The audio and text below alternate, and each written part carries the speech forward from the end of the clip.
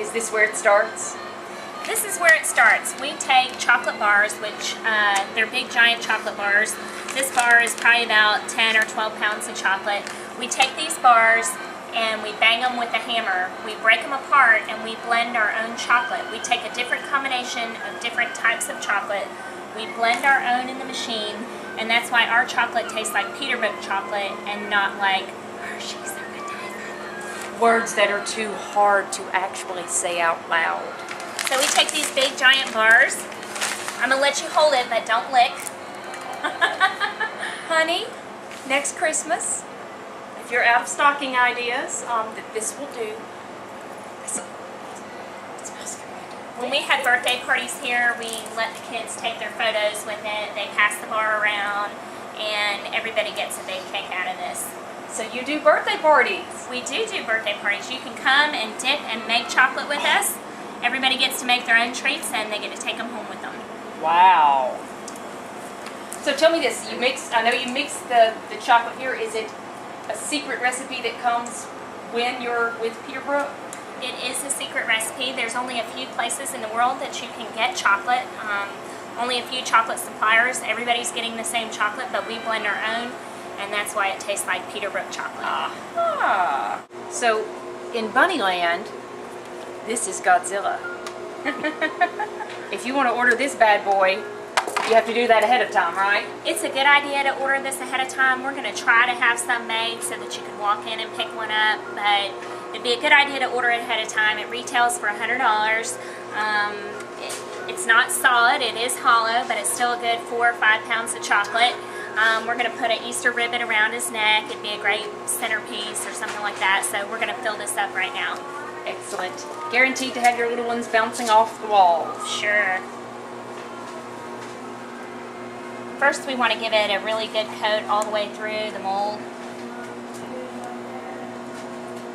And this is just one half of the bunny. The other half is sitting over here. Jealous. And I'm just going to kind of coat this a little bit just to get it all the way around the edges. These are difficult to make because you have to get them, you know, thick enough that they're not going to crack, but not so heavy that it's going to lean to one side. There's nothing worse than a leaning chocolate bunny. They just don't eat as well. So once you fill both molds, yes, you join them together?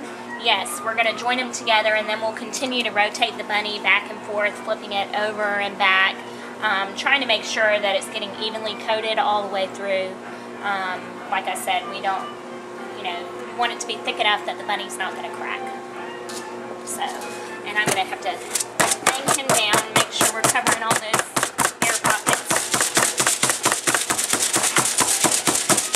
See, this has to be good for frustration, too. That's why we like to get the hammer out on those big bars of chocolate. You don't need a boxing bag and gloves. Just come have a chocolate party.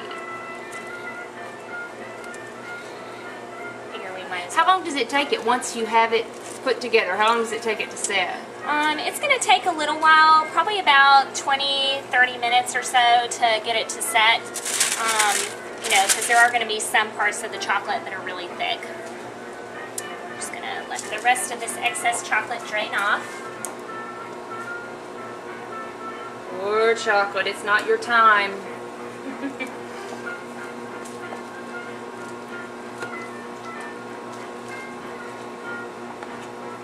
Chocolate madness.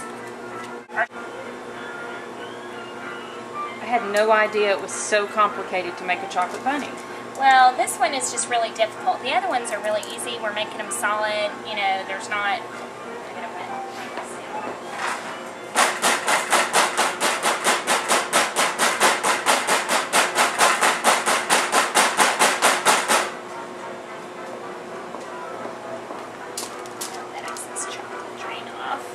And then we're probably going to coat this a second time before we put the two halves together, just because we want to make sure that it's thick enough that it's not going to crack.